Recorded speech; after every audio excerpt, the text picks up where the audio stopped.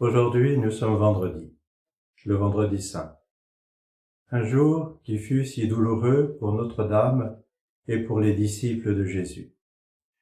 Aujourd'hui, vers 15 heures, il sera bon de faire un chemin de croix, pas pour ressentir des émotions. Non pas que ce soit mauvais, mais il faut se tenir à distance des émotions de surface. En ce jour, il faut que nos cœurs le contemplent lui, notre Seigneur et notre Dieu, qui a endossé notre condition humaine pour nous sauver. En dehors de lui, du don de sa vie, de sa soumission parfaite, dont il a fait preuve face à la volonté de son Père avec lequel il ne fait qu'un, en dehors de lui, le vendredi saint n'a aucun sens. D'une certaine manière, il nous faut tâcher de réaliser le vide qu'ont pu ressentir les disciples après la mort de Jésus. Il était tellement impensable qu'il ne soit plus là, lui, le Maître, celui auprès de qui ils étaient tellement en sécurité, qui était passé en faisant le bien, à qui les démons, la maladie, la mort, tout obéissait. Même les gardes du temple l'avaient reconnu, et ils avaient répondu au grand prêtre, « Jamais homme n'a parlé comme cet homme. » Ils se sont tous sentis perdus, abandonnés de Dieu même. Ce n'était pas possible. Pierre avait bien dit, « Seigneur, cela ne t'arrivera pas. » Ils étaient à des années-lumière de l'attitude intérieure de Jésus, de ses dispositions de cœur. Car lui, Jésus, a accepté de souffrir. Bien plus aujourd'hui, cela nous est particulièrement étranger, je crois. Nous résistons à considérer que la rédemption, le salut du monde, ne pouvait advenir sans l'acceptation la plus parfaite de la plus noire souffrance. Jésus a tellement embrassé la volonté de Dieu, il s'est tellement soumis à elle, tout fils de Dieu qu'il était, qu'il l'a faite sienne. D'agneau immolé, il est devenu sauveur du monde justement parce qu'il a dépassé tout refus de son être pour accomplir merveilleusement ce pourquoi il avait été envoyé. Une telle acceptation, vécue avec un tel amour, dans une telle disponibilité, c'est ce qu'il nous faut considérer.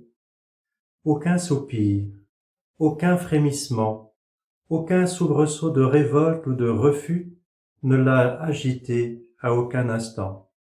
Simplement, une immense ouverture de tout son être à ce qui lui était donné de vivre.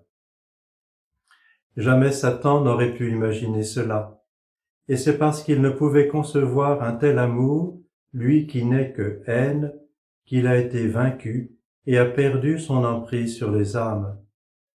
Une brèche a été ouverte par cette acceptation infinie de tout, vécue dans un amour infini pour les hommes. C'est pour atteindre ce degré d'acceptation que Jésus a tant souffert durant son agonie. Cela doit nous faire réfléchir. Souvent aujourd'hui, nous cherchons à gommer toute souffrance, plutôt que de la vivre en enfant de Dieu.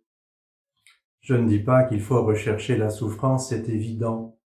Mais est-il possible d'éviter toute souffrance en ce monde? Ce que l'on ne peut éviter, tâchons de le vivre en enfant de Dieu, comme Jésus. Le diable aussi souffre, et pour l'éternité, et sans fruit aucun.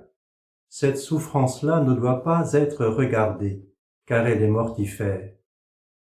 Tout autre est la souffrance de Jésus. Elle peut et doit être contemplée.